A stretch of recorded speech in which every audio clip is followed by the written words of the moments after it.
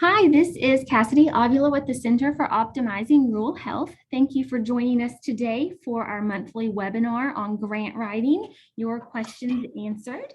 I will introduce our speakers in just a moment, but I do want to let you know that you're muted. However, we do welcome and encourage questions. We will have Q&A at the end of the webinar, so you can go ahead and type your questions into chat as they come up, or you can wait until the end and unmute or ask your question through the chat function. And we are just honored that you're here with us today. I would like to begin by introducing Dr. Jim Burdine. Dr. Burdine is a professor in the Department of Health Promotion and Community Health Sciences and serves as director of the Center for Community Health Development at the Texas A&M School of Public Health. Dr. Burdine is an internationally recognized expert in population health status assessment and community health development. Prior to joining the faculty of the School of Rural Public Health in 2001, Dr. Burdine spent 10 years as the president and senior science at Felix Burdine and Associates, a nationally recognized healthcare consulting firm. Prior to that, Dr. Burdine spent 10 years in health system management at Seton Medical Center and Scott and White in Texas, and Health East Lehigh Valley Health Network in Pennsylvania. To this point in his career, Dr. Burdine has been awarded $28.1 million in grants and contracts from a variety of funders, including the Robert Wood Johnson Foundation, the Health Services and Resources Administration, and the Centers for Disease Control and Prevention, among others. Our second speaker today is Dr. Heather Clark. Dr. Clark is a research assistant professor in the Department of Health Promotion and Community Health Sciences and co-director of the Center for Community Health Development at the Texas A&M School of Public Health. She has a long history of teaching grant writing to both undergraduate and master's students at Texas A&M University, significantly revising her course material, which covered the grant writing process from start to finish. For nearly 25 years, she has been composing, managing, and evaluating program or research grants in local nonprofit organizations or at Texas A&M. Throughout her career, she has either been part of a grant writing team or solely written proposals, program research grants and contracts, resulting in nearly $10 million in funding. So thank you so much, Dr. Clark and Dr. Burdine, for being with us today. It is all yours. Well, thank you so much, Cassidy. We're very excited to be here and see all of these smiling names on the screen.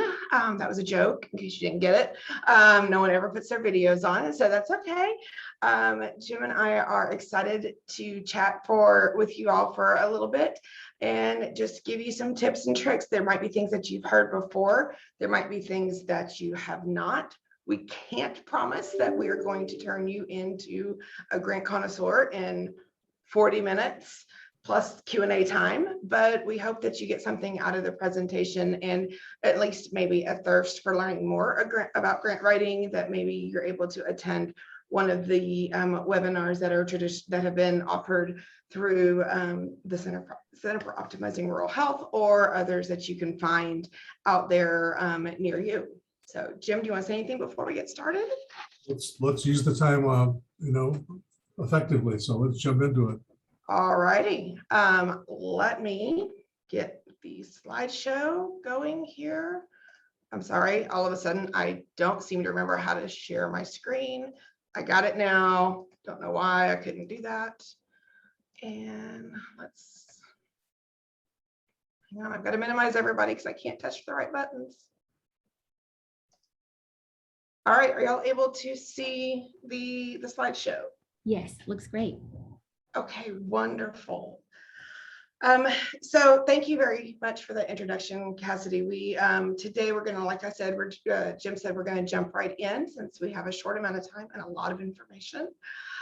Today, this webinar, we want to help identify various avenues for grant opportunities at the local, state, and federal levels, as well as increase your knowledge in grant writing basics. And by basics, we mean the very bare bones basics. And thinking about when and from whom you might ask for help should you feel that you end up in or above your head. And then, of course, recognize a couple of pitfalls and some of our tips for success in grant writing. So, Jim, I believe this is you. Yeah, let me jump in. So it's important that you understand that grant writing is as much an art as it is a science. And that's something you only learn through experience. We can tell you that and you can say, well, sure, whatever that means. But it's something that you have to develop some experience. And we can give you some tricks and tips on how to advance your skills more rapidly. But bottom line, it's going to take time. So part of that time is invested in developing a perspective to understand that grants are a two-party process. There's the grant writer, the grant sender, the program developer, and there's the recipient, the funder, the organization that you're sending the proposal to. Both of them have to come together around an understanding of what your project is about and the value of that in the context of other funding that organization might be looking to giving out. Why should they pick your project or your organization over another? And then you have to also match to the needs of the funder, the organizations that you're selecting to submit your proposals to. So this grant writing perspective balances sharing a long-term value-based perspective.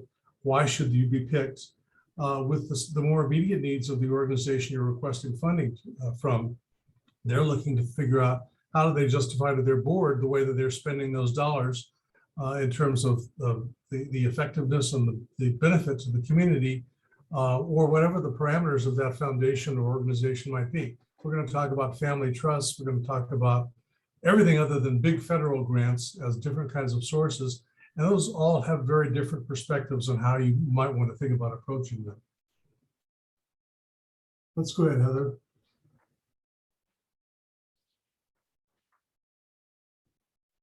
So, okay, oops. Is your place? There we are. Okay, I think I said all of that stuff. So let's go on to funding.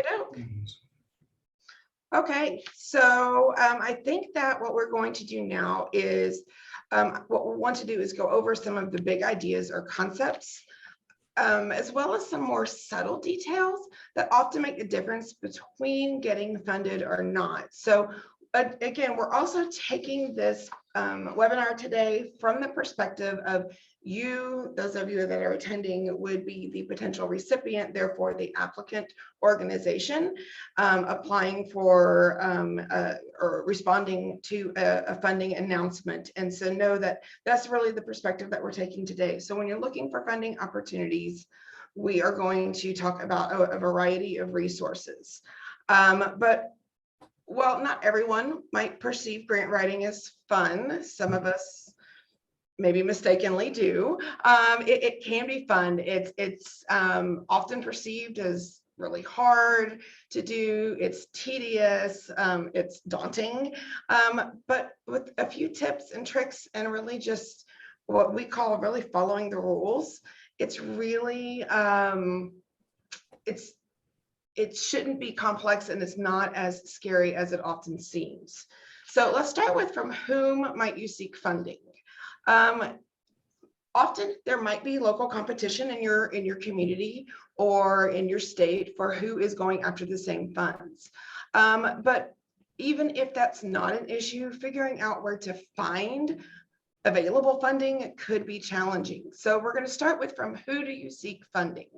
In the training, we're going to talk about a variety of organizations.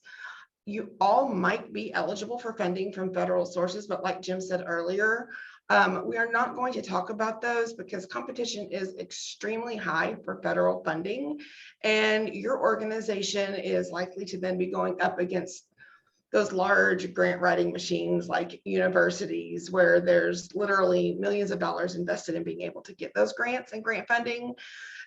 So we're going to talk a little bit more about funding sources that are a little bit smaller and that would give you a little higher likelihood of receiving some funds. Now, of course, we're not saying you can't go for federal funds. By all means, if that's what you want to do, we will put on the pom-poms and the cheerleading outfit and definitely root for you while you do that. But we're gonna focus a little bit smaller today. Oh, sorry, there's some graphics that I always forget are around. All right, Jim.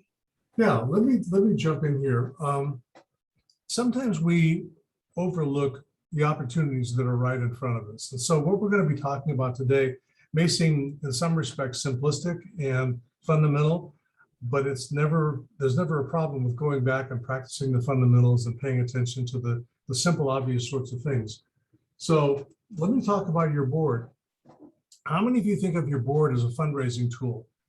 You may all be raising your hands and say, of course I do, but there's probably somebody in this group who hasn't thought of that. So I'm going to talk to them for a minute. Your board was selected because of a variety of characteristics. They represent interest in your community. They represent different points of view. They represent generally resource holders. I'm on a couple of boards of nonprofits, and I know they're always expecting that as a board member, you're going to be making a personal contribution, perhaps out of your own pocketbook, but certainly through your organizational contacts and connections.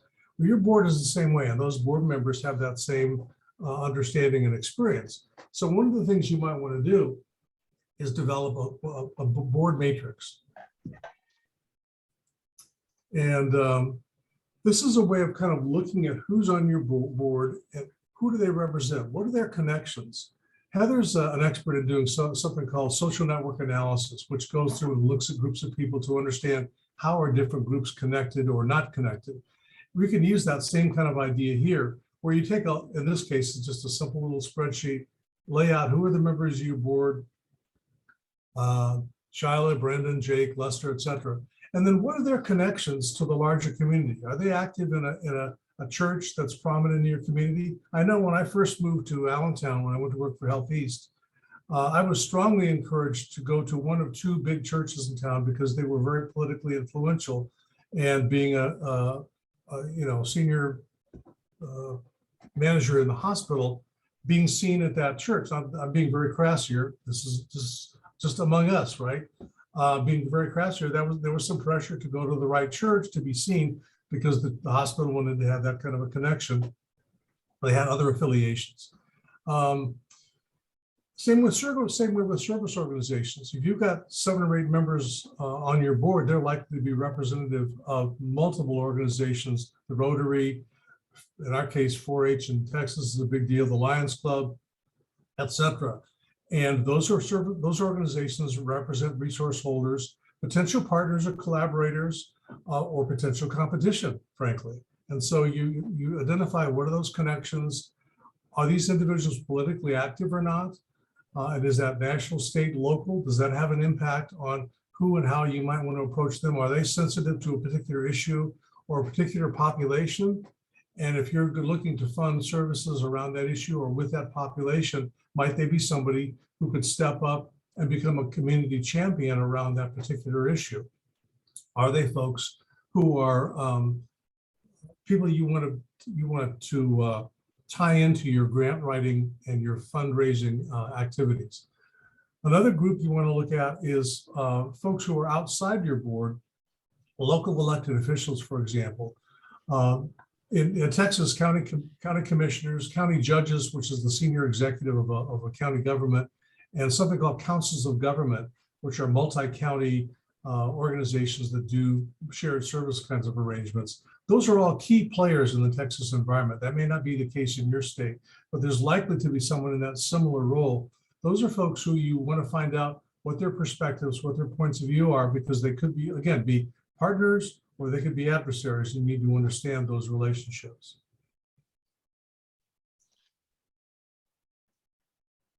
There's also many entities that are sometimes what we would call the obvious funders, whether they're state, regional, local. They're out there and really want to provide funding to projects that match their purpose. So that's their business. That's the point of things like local community foundations. They have missions, purposes, populations of choice, other characteristics, all things that you can turn into different projects that you are wanting to fund. But the key here is that you have to match their interests. One of the things that I always think of when talking about this, and I use the analogy when I'm teaching students, is that yes, you might have a great idea and you find a funding opportunity through a local foundation, but you can't make that square peg fit in the round hole if it truly isn't a match. So you really do want to be looking at whether or not the matches, whether or not those foundations are a fit with what it is that you're wanting to do. Now, the local and regional foundations usually only fund projects in their service area, and that means they have potentially small numbers of applicants. And that also if they do have a small number of applicants, that increases your odds of getting funding. So it's important to identify those, get to know them, what types of projects that they fund, and also try to develop relationships with those types of foundations. When we talk about family trusts as an example that sometimes we ignore or we don't pay attention to, especially in small towns. And since I've been working in Texas for the last 20 years, most of my examples come from Texas. What you discover oftentimes in a small town, there may not be a major organization there that's got $1 billion budget. You don't have a Toyota factory in your backyard, but you likely have a number of families over the years that have opened banks or run big agricultural operations or own a local lumber yard or whatever. And over the years, those families have put together trusts that have sometimes become quite substantial.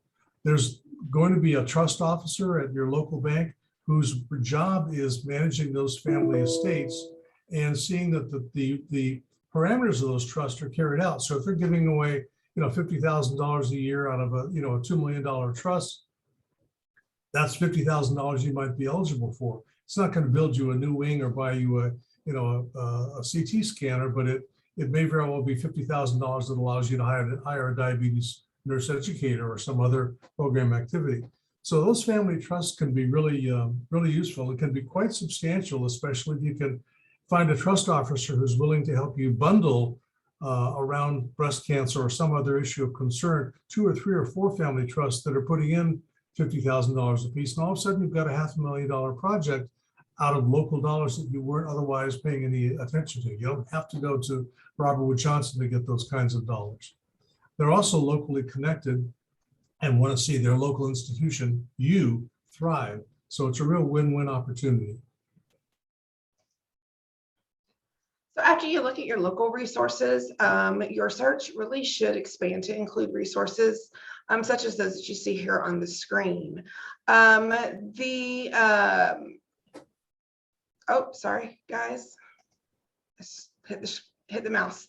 The services that these websites, provide include information on funding opportunities, as well as some also offer training, technical assistance, and information. Some are free, some charge a fee, but the important thing to know is that their purpose is grants. And so you have an opportunity to either learn from or access amazing opportunities, or at least just be in the know about what is available. Look somewhere around your local community and see if you have a local university. Often universities that may do some sorts of community outreach or work with nonprofit organizations also hold grant writing trainings, and of course, potentially could be a source of an evaluation or a partner in a project for you that would allow you to potentially apply for bigger, larger grant proposals when you have that connection and the expertise from researchers in the university who, honestly, our job is to go out there and find fundings for our projects. So it's not a bad place to also start online. And then my favorite one is, okay, it sounds corny, but if there's a specific type of funding that you're looking for, just Google it. It's very, very obvious, but honestly, it's also the first thing that we ask a student when they come and ask us a question about finding funding is we ask, have you Googled for that? But obviously, there's going to need to be some discernment, but in 5 seconds that it took me to Google the other day, funding for rural hospitals, it turned back 44 million results. The first page of results identified the Rural Health Information Hub, which is ruralhealthinfo.org, the National Rural Health Resource Center, rural health programs at HRSA, and the AHA Rural Health Grants Program. So there were a lot that were available, but then I added Texas, and then I added prevention, and many new resources just continued to pop up. Even ones that we didn't know about and supposedly were experts, but I question that title of expert. But you don't have to stop there. But remember that if we didn't recommend taking advantage of Googling something, we would be remiss in doing so. So you never know what your Google results might find. Okay. Thing with the Google is, or searching online for a grant project, is figuring out that this really is a skill. And I will be perfectly honest, I am not the best internet searcher. I get stuck with 2 terms or 3 terms that I'm wanting to find. And if my results don't feed that back to me, I get frustrated, and sometimes I give up and have to go back later. But it's important that you sit down and take a few minutes to think about what exactly that you're looking for. Can you be specific about a situation, or something like dramatic changes in your community, like maybe there's a plant that closed, or there's an imminent hospital closure. But you can also be specific about setting. Maybe your search includes rural or East Texas or the Gulf Coast. Yeah, there's a lot of different pieces that you can add into the search to make sure that you are being able to get more specific. Of course, the more specific you get, the narrower your opportunities are that you will find, but it does somewhat make it a little bit more efficient, that as you narrow your search options, what you're finding is more likely to fall within the, oh, this might be what we were looking for. So don't forget to pay attention to jargon, because we have jargon that we use in the field, but often funders don't use that same jargon. But figure out maybe what the synonym is for what it is that you do.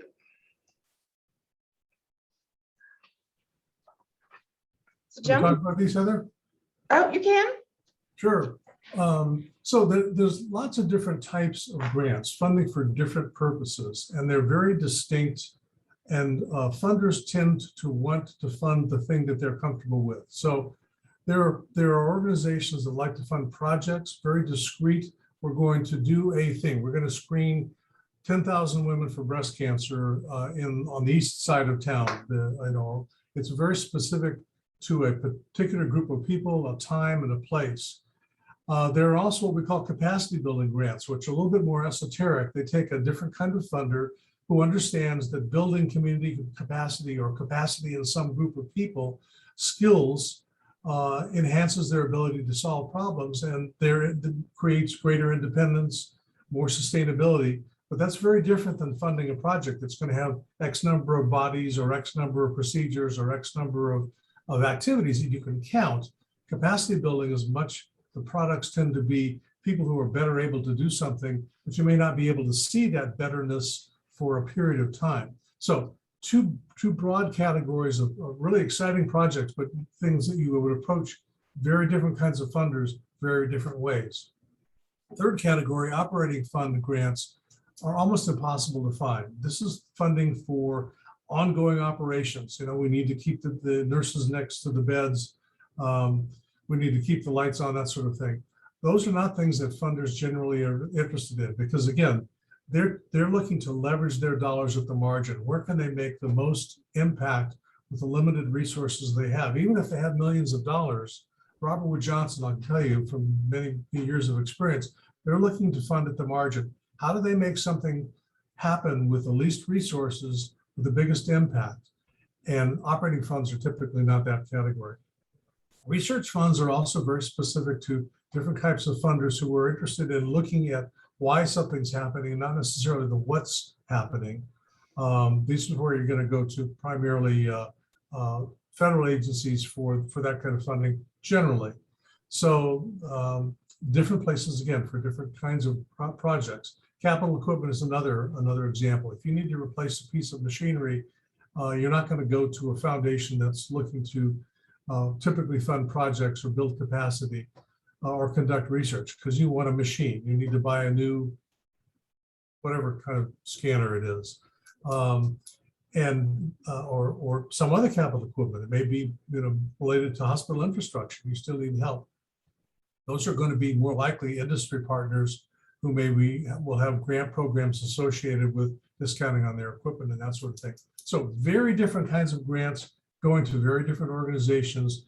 The proposals themselves look different, and particularly the mindset that you have to have when you're thinking about how are you writing this grant. So that's really a great point, Jim. And I wanted to let you all know that we are sharing our slides with y'all following the presentation. But the next several slides, I'm just going to click through them because it does go into a little bit more detail about each of those sources of grant funding. We wanted to provide this information, but in the interest of the time that we have to answer our three big areas of questions, we're just going to click through these and then you'll be able to read them on your own once we share the slides. And also grant writing, while Jim says it's as much a science as it is an art, we also have our own language. So it's important that as you dive into grants, whether you have just started or even if you've been around for a while, this grant terminology link that we have available to you is incredible and really can help you learn what we call jokingly grantese and what we mean by a variety, and actually probably close to hundreds of terms that are in this glossary that you can look through and become more familiar with it, because it will definitely come in when it comes to thinking about some of the grant writing basics that we're going to talk about, which the first thing that we talk about in grant writing basic is reading. You have to read the announcement. You read it again, and then you read it again. And by the time that you get to the point that you're submitting your proposal, I would imagine that parts of it are like burned into your memory. Now, a colleague and I I don't know the right term for it, but we love color coding everything. So we have specific colors that we use when we're reading. Our first read through is just a read through. The second read through is when we start marking up our document of the funding opportunity, because we need to make sure that we remember, okay, this piece is regarding the budget. This piece is regarding, for instance, programming. This is all of the support materials we have to provide. And, between sticky notes and highlighters, we've really done more than just skim the document, find out what the main question is, and start writing. By the time we're writing, we are intimately familiar with what that announcement looks like, because small things that you miss can make the difference between whether or not you go in the read pile or the not read pile, or trash bin, as Jim might say. So if you used a 12-point font instead of 11, it's not really that big of a difference, but it is the other rule that I talk about, which is following directions. The other reason that you need to read and reread funding opportunities is that while there is also a ton of information in funding opportunities, and it's often somewhat seemingly repetitive, sometimes there are sections that are repeated throughout. It's really important to understand that there's never two application packages that are the same. Something is different between them. Our center, we've applied for many grants through NIH, and even though it's the same funder, each of the funding opportunities and requirements have been different in several ways.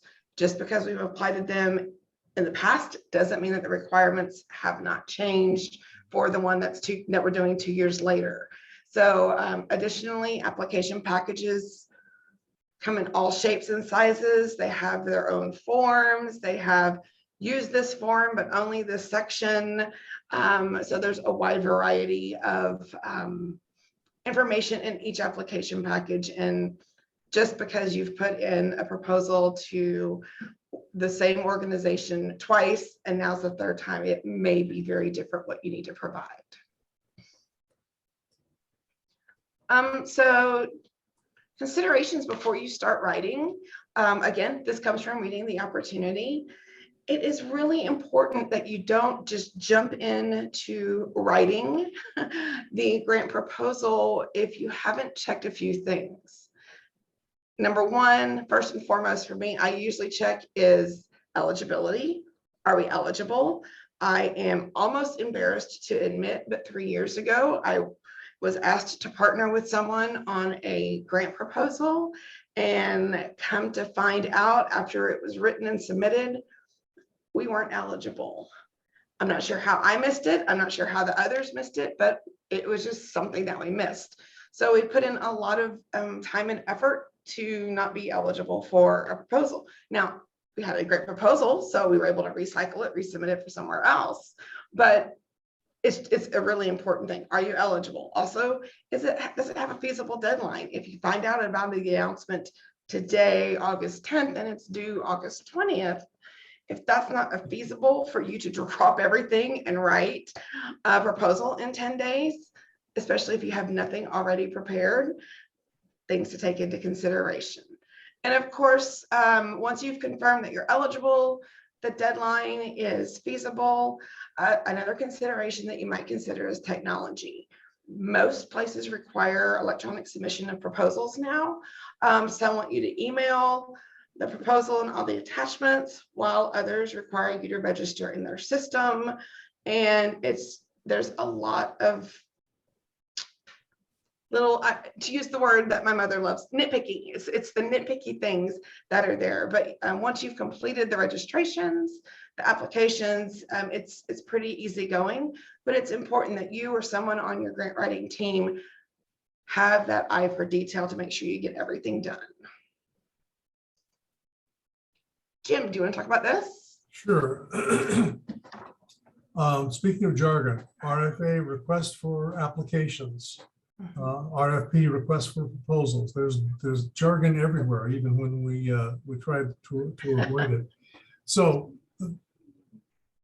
everything Heather just said was critically important. Again, we've all had that experience of not picking up a detail about eligibility or deadline or something, and put lots of effort into something that went nowhere, at least initially.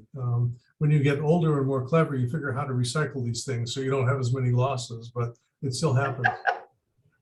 You may have the best idea in the world, but that idea may hold no interest or credibility with the funder you're looking at. So make sure your idea matches what they're looking for. If they're looking for, and you have to, goes back to reading not just the words, but reading the intent. What is the funder trying to do? Are they trying to solve a problem? Are they trying to establish something as a problem? Or are they looking for innovation in solving something that's been around forever?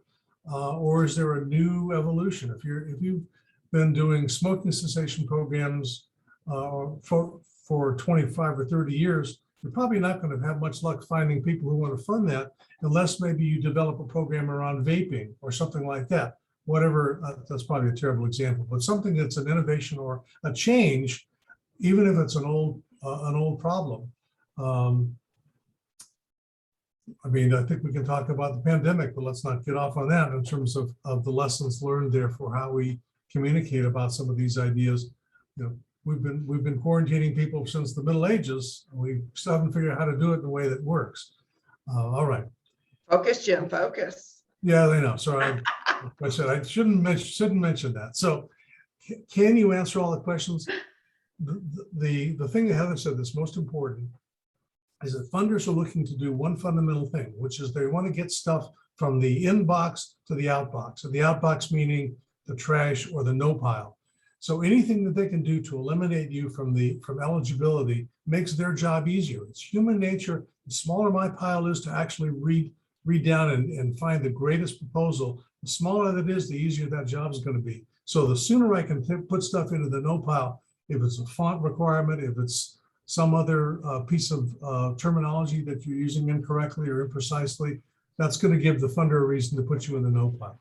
All right, let me shut up now, Heather. You take it and run it. Okay, and finally, the other one on this slide was, will the grant cover your expenses? Obviously, to implement whatever it is that you're seeking funding for, you need to be sure that it is enough, that you have enough money to pull it off. If it's not enough, you need to think about how you could potentially be creative, that you could maybe leverage other funding, or if you don't think you can have enough money, then maybe it's not worth applying right now. But keep that organization on your radar. The next opportunity that they put forth might actually be the one that better fits the bill for what it is that you need to do. Typical application components. Once you've decided that you're going to pursue a grant a grant opportunity, it's time to really start planning. We're assuming that now you've read the entire announcement, and that these are some of what we've done is taken the typical application components that we normally see. These are geared more towards funding for programs as opposed to what Jim was talking about with the other types of proposals, but this is programmatically based. But do you need letter of intent? Those are really seemingly easy items, but chasing down the right people who said yes, but you need it by Friday, and now it's Friday afternoon and you don't have letter of intent. Different from letters of support. Letter of intent is whether or not one is required to move forward with your grant proposal, and whether it's basically telling the funding organization that you, Jim Burdine at Texas A&M School of Public Health, intend to apply for this funding opportunity. Whether or not you need to establish need, what kind of need is it that you are trying to address, but also how many pages go in your application can give you an idea of how broadly or narrowly you need to define the need in your community. With program grant proposals, generally, you're going to be asked for goals and objectives. What is the approach you're going to use, and so on and so forth, through evaluation planning, dissemination planning. In every proposal, it doesn't matter what it looks like. Usually there's a budget and sometimes a justification where you're basically writing out the narrative of the reasoning behind your budget.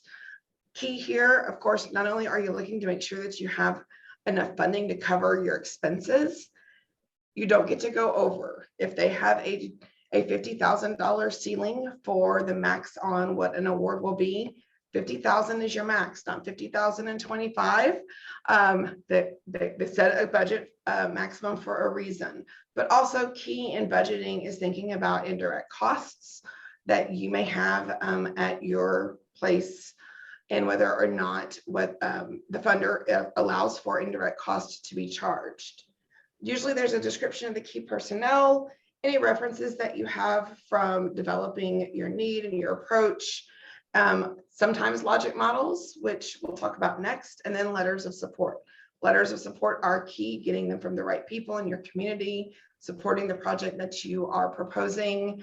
But as I was saying earlier, before I realized my mistake, sometimes they can be tedious to track down when they're due. So I usually set those aside as the first thing that we work on, so that we get them going early on in the grant writing process and give people plenty of time to complete them.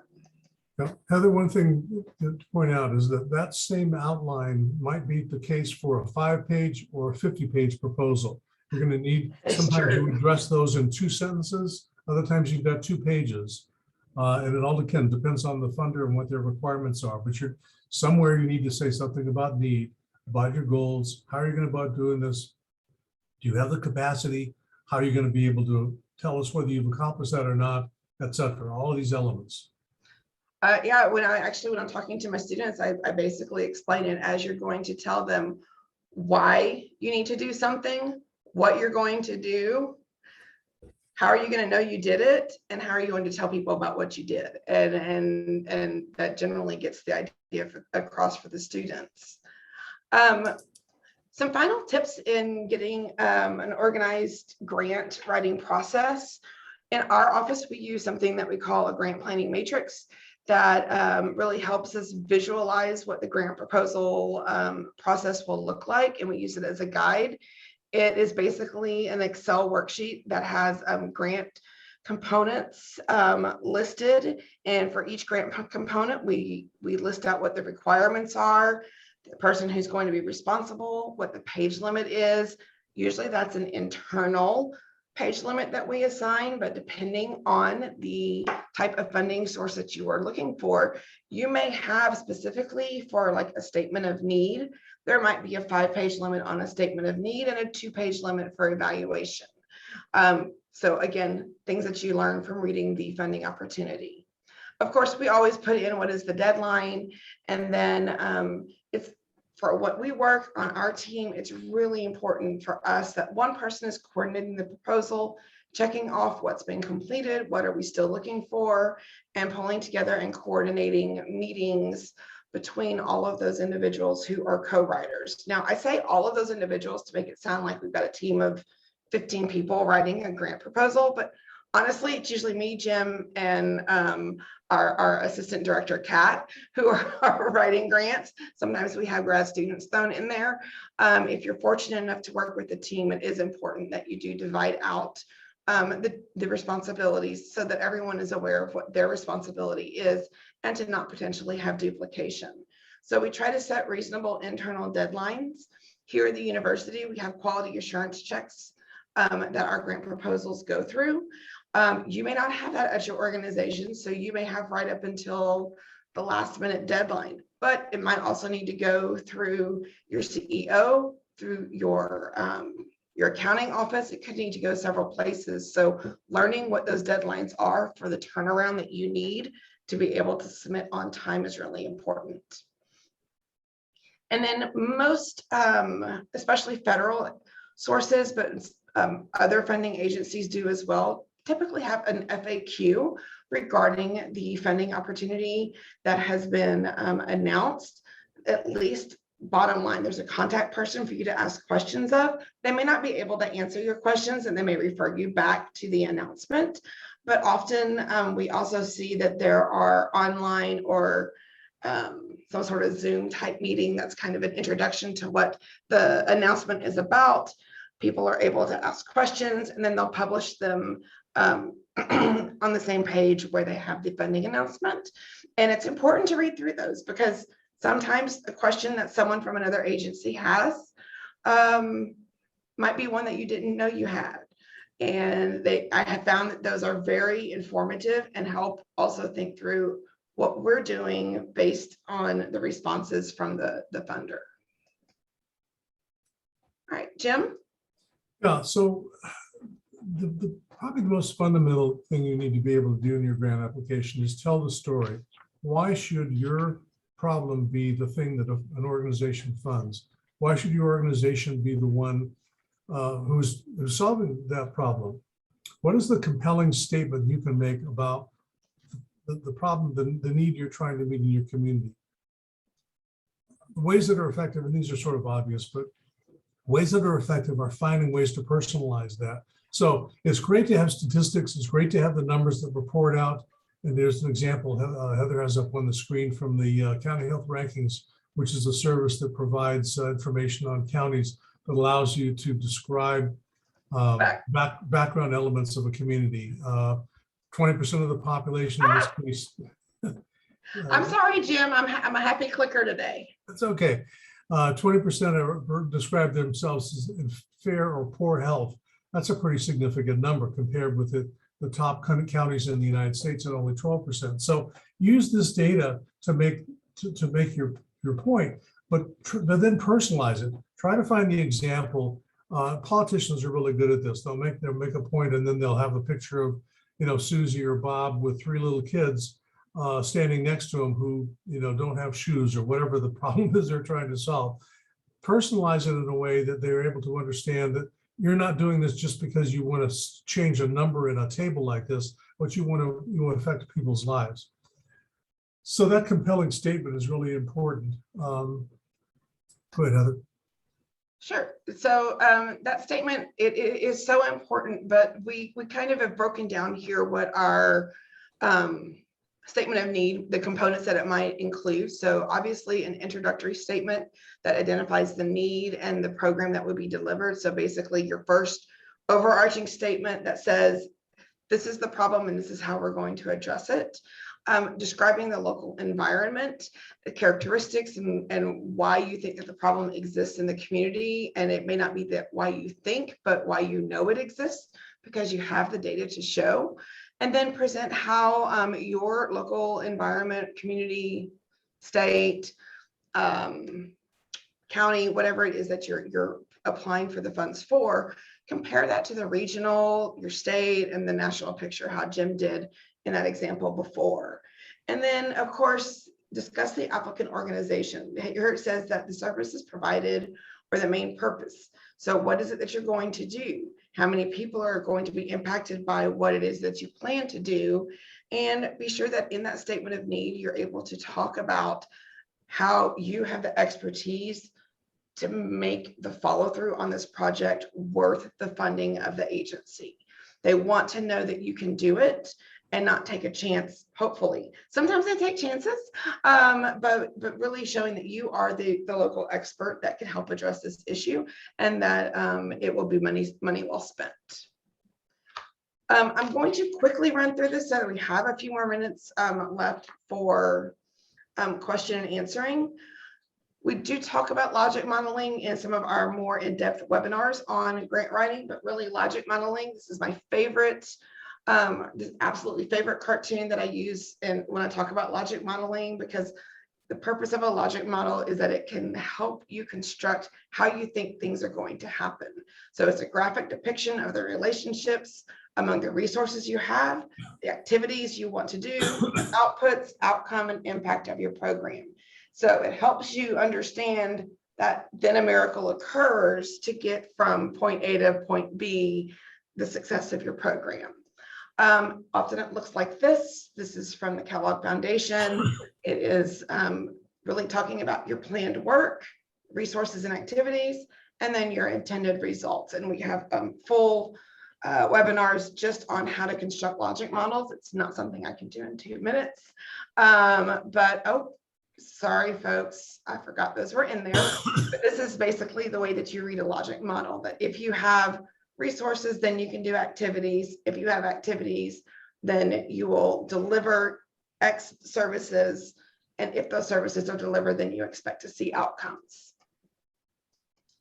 So of course, finally, just a quick bit about evaluation. Many projects either mention evaluation, or if they don't, you should talk somewhat about how you intend to measure whether or not you have been able to, or you are able to say that your project, your program, whatever it is that you are doing and asking for funding for has been a success.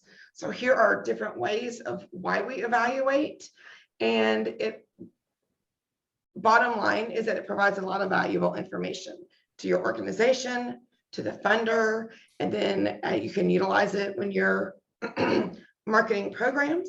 You can use it for continuous quality assurance or improvement on how you can improve your project. And then it's really good data, provides you data-based decision making. Logic models and evaluations are intricately related because your logic models help you determine what your evaluation plan can look like. And then our final thoughts, our tips and tricks kind of page. It seems simplistic, but it's things that we've just continued to iterate when we're working with new people on grant writing. Number one, follow directions. Number two, read that announcement multiple times. Make sure that your plan matches what the funder wants. Don't try to force it to fit. There's always another opportunity out there to find what works for you. Be clear in your purpose. My favorite example of this is Jim and I worked on a project funded through the Healthy Communities Access Program, and I can still say it to this day. It just rolls off the tongue that the Brazos Valley Health Partnership. Jim, do you want to fill in what we do? No, you go ahead. You're on a roll. Increase access to healthcare for low-income residents of the Brazos Valley. That phrase was repetitive throughout the proposal. So at the end of the proposal, there was no doubt in the funder that we wanted to increase access to care for low-income residents in our region. So find that catchphrase that works for you. And then this is my little ha-ha laugh moment, use the bikini method. Tell them enough to cover what needs to be covered. Okay. I borrowed that from Dr. Monica Wendell and I love it. I think it's hilarious. And then finding a writing team is critical. If you are the writing team, at least find someone else that you can have review what you've written. When you've spent 3 weeks, 4 weeks, a month working on a proposal, you know what you wanted to say. So what you read, you're able to interpret it. So make sure that someone else reads it and they understand that purpose as well. So now we can start with questions. This is our contact information. We will share this the slideshow with you, but I'm going to stop screen share and answer any questions. Thank you, Dr. Clark. I don't have any in the chat yet. So now would be a great time if you do have a question, go ahead and drop it into the chat. You can ask it to everyone, or you can drop down to my name, Cassidy Avila, and I would gladly ask it on your behalf if you don't want to share it with everyone.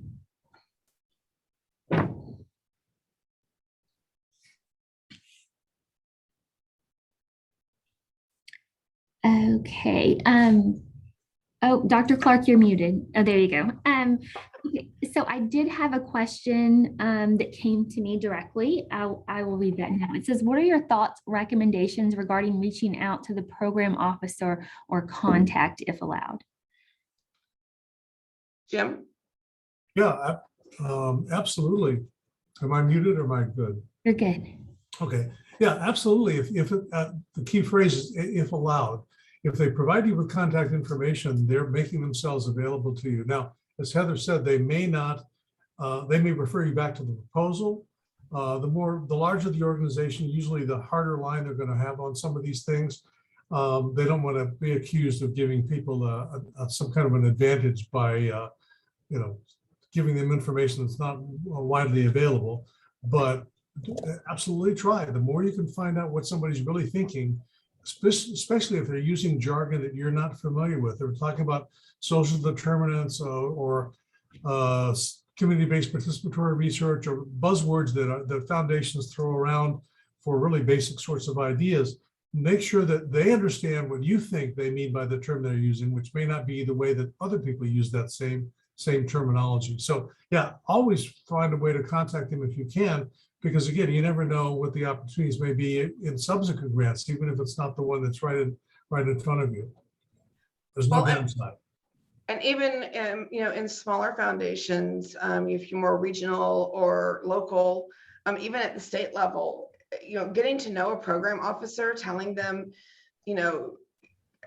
again, they may not be able to answer the exact question, but if you're able to get to know them and tell them about the project that you're working on, they might be able to say, this, I can tell you now, this is not the type of funding that is not the type of project that we're looking for this funding, but you might consider looking at XYZ. Maybe they have another project that is coming up that the announcement hasn't been released yet, or they might refer you to another foundation, or they know of another announcement elsewhere that they're willing to share with you. And relationships are critical, whether we are making these relationships and these ties here, or you're making them with a funder.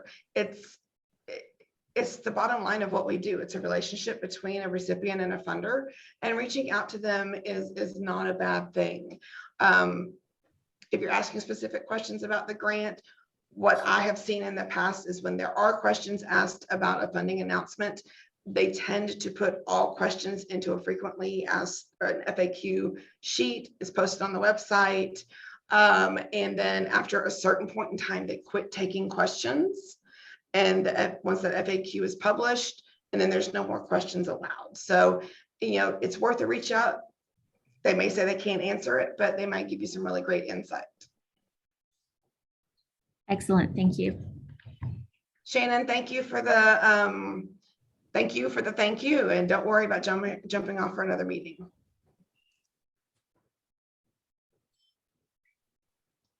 And if there's no questions right now, and you think of one, in an hour, and you're like, oh, I should have asked this question.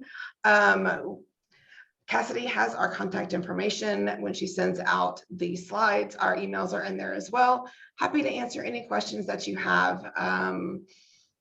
That's what we're here for. We enjoy doing this, and we want everyone to be successful in being able to address the needs of their communities. That's very generous, Dr. Clark. Thank you. I'll definitely do that. And then I did also get a private message asking if there would be longer, more in-depth webinars. And in case anyone else is wondering the same thing, Dr. Clark and Dr. Burdine have done other webinars that are posted to our website. And if you were on early and heard Miss Lene Hutchison talk, she's done a webinar for us on grant writing. So when we send out the follow-up email, I'll just link all of our grant writing webinars at the bottom. So you can dig through those if you like. That's Rika, great. Other Rika Ibarra has a comment that I think is really important in the chat. Let me read it. If declined, I recommend you specifically ask for feedback on your proposal or application. What was strong? Where was it differentiated from those that moved to the next round? That's excellent advice. You can ask for feedback even if you don't get funded.